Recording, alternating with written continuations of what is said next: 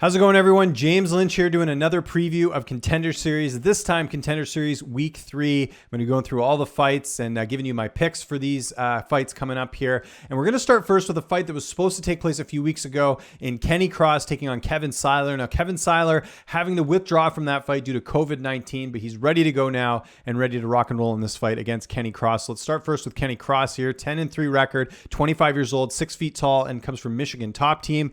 He started his career 3-2. He's now gone 7-1, so really turned things around. He's got some pretty notable wins on the regional scene as well. Has 2 TKO wins, one over Jonas Flock, who was 13-4 at the time, and the other one over Robert Hale, who was 8-4 at the time. 2 really solid prospects and 2 fights that I think showed that Cross is making leaps and bounds in his career and is looking really good at lightweight. He's on a 4-fight win streak, and he fought back in February in his last fight. So Cross, a lot of momentum coming into this one, and I'm sure disappointed he didn't get to fight a few weeks ago, but he's back in Vegas, staying with his buddy Cody Stamen. Really chomping at the bit to get in there and get a UFC contract. And I mean, 10-3 record, that's almost a contract that, or that's almost a record that should get you in the UFC already. I've seen some other fighters with way less fights getting UFC calls than that. So a little bit surprising there, but he's got a good test here in Kevin Seiler, who's undefeated. Seiler, 27 years old, 5'9" with a 71.5 inch reach. And he comes to us from American top team, which is probably why he got COVID, because there's a lot of cases in Florida right now as far as getting COVID. So like I mentioned, they were supposed to fight on August 4th.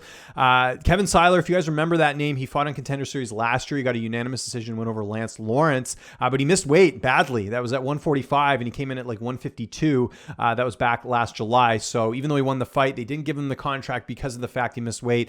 He's now fighting at lightweight. I think that's a much better weight class for him. And if you look at physically, I mean, I mentioned the height and reach there.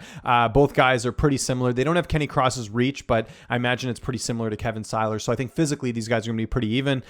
He's coming off a win in his last fight in December over a guy by the name of Francisco Aranda at Combate Bolivia in December. Not the same thing as Combate Americas, but the guy he fought, I think, was 8-4. So, pretty even fight, I think, heading into this one. Obviously, Seiler has the O next to his record, hasn't lost a fight yet. Kenny Cross has, but you look at the improvements that Kenny Cross has made. I mentioned the 3-2 record when he started his career off. To see the run he's gone on, very impressive. And I think Kenny Cross is going to get it done in this fight. I just think there's a little bit more upside, and I think he's done more in his career in terms of notable wins than Kevin Seiler has, in my opinion. Even though I think Seiler comes from a great camp at American top team, some of those Michigan top team guys, some of the fighters from Michigan in general have really been turning some heads lately. We've had Jamal Hill, and we've had obviously successful guys in the UFC like Cody Stamen. So I think Cross is going to get this one done. I think he's a little bit more hungrier, and I expect him to potentially get a finish in this fight. So I'm going to go Cross by second round knockout in this fight. I think he gets it done. I think he continues that momentum we've seen, that career turnaround for him, and I think he gets it done in this fight. So the pick here is going to be Kenny Cross. All right, let's get to our next fight at heavyweight. Another familiar name here, Josh Parisian taking on Chad Johnson at heavyweight. Parisian at 12-3. He's 31 years old, 6'4", 80-inch reach. So he's 3 years younger than Chad Johnson, and he's got a 2-inch height advantage in this one. He comes to us from Scorpion Fighting Systems, another Michigan guy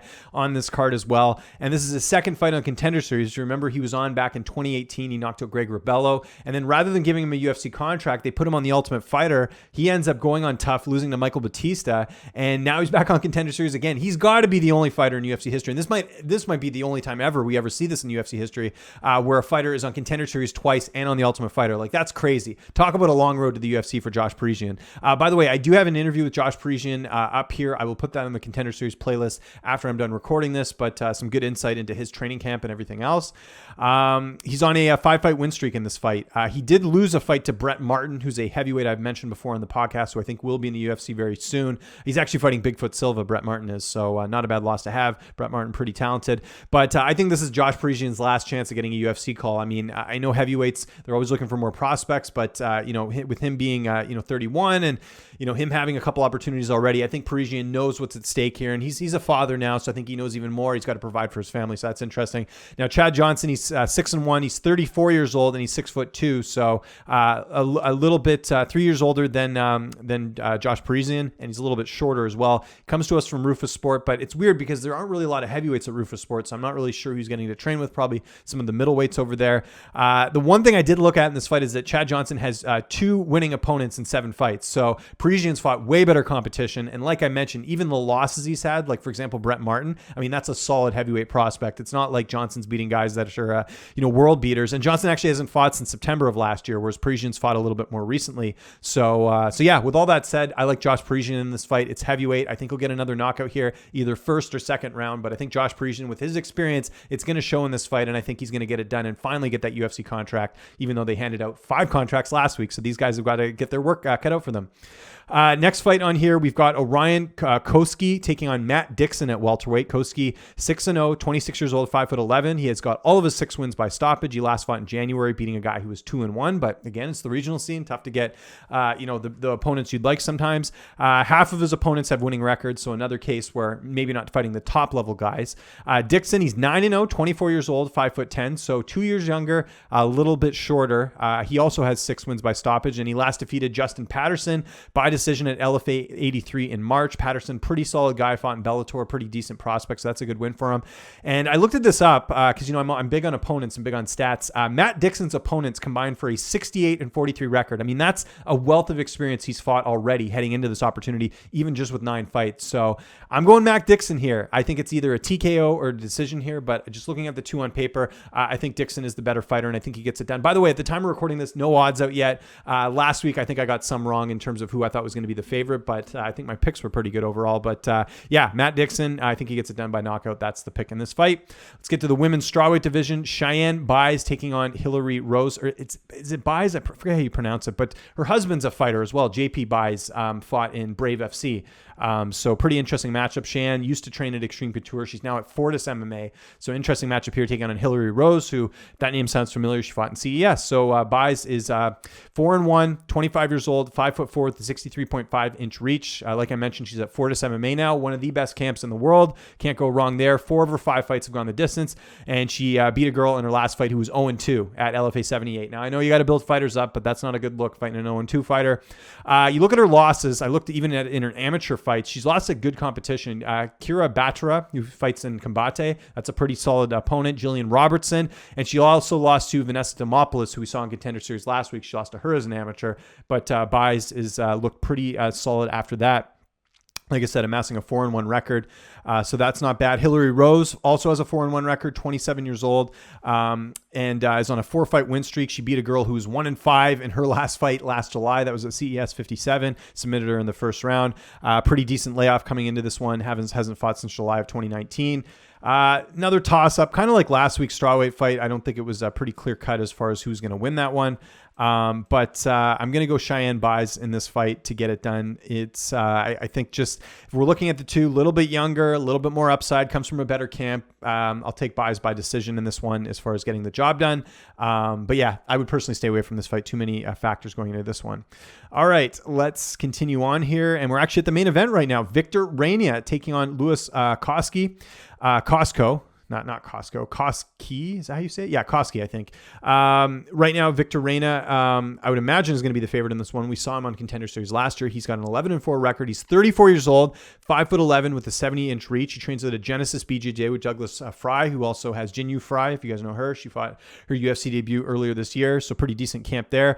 Like I mentioned, fought on Contender Series in 2019, losing to Miguel Beza. Ended up losing a decision in that one, but interviewing him recently, you can see that here on the channel for Pub Sports. He's ready to go. He knows what he learned his lessons from that last fight, and he's ready to get it done and fired up here. And he has a win actually over UFC welterweight Daniel Rodriguez, who's fighting this weekend. So that's a pretty good win to have in your resume. And then probably like a notable loss that he had. He lost to Kevin Holland in 2015. He was submitted in that fight as well. So good competition leading into this one. Pretty good experience. Like I mentioned, 11-4 record. That's more of a UFC call-up record as opposed to a Contender Series record. Let's talk about Koski. 6-0 record, 24 years old, 5'10". Only fought one opponent with a winning record in 6 fights. You guys know I'm big on that. Last defeated Art Hernandez at Combate 52. He was 4-4 in his last fight, but he's got all of his wins by stoppage. Reyna's a pretty tough guy to finish. I think Reyna's going to go out there and either get a TKO or a decision in this one, but I like Victor Reyna here. It's just the experience. You know what? It really comes down to that. I just think he's been a little bit more tested as far as who he's fought, and it's easy to get a 6-0 record if you're fighting guys that aren't that good, and I think that's a case here, kind of like we've seen before in the Contender Series. So I think Reyna, having that experience already, not just in his opponents, but also fighting a Contender Series already, I think he's going to look great in this fight. By the way, Victor Reyna looks a little bit like Yair Rodriguez. Check that out in the interview if you haven't checked it out yet. I have it here on this channel, but I'm going to go Victor Reyna Reyna here. And by the way, I know people say, oh, you always pick people that you interview. Well, it's not the case. I mean, if Koski had more experience and I thought he fought better competition, I'd be picking him, but I'm going Victor Reyna in this fight. So there you go. That rounds up my Contender Series roundup. Again, this is just a quick breakdown. Nothing too crazy, nothing too extensive. I don't watch hours and hours of tape on these guys. It's just based off what I know and who I've interviewed and things like that.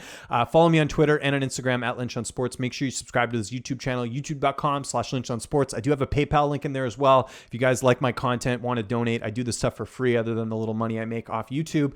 That goes into, upgrading equipment, buying new stuff for, the channel, whether it's artwork or subscriptions or whatever. So don't feel like you have to, but just threw that in there anyways. And let me know your picks. Let me know in the comments. I'm curious to hear who you guys are picking for tomorrow night's Contender Series card, which, like I said, goes down at the Apex. Thanks so much for watching. I'll see you next week doing another Contender Series breakdown on this channel. Appreciate you watching.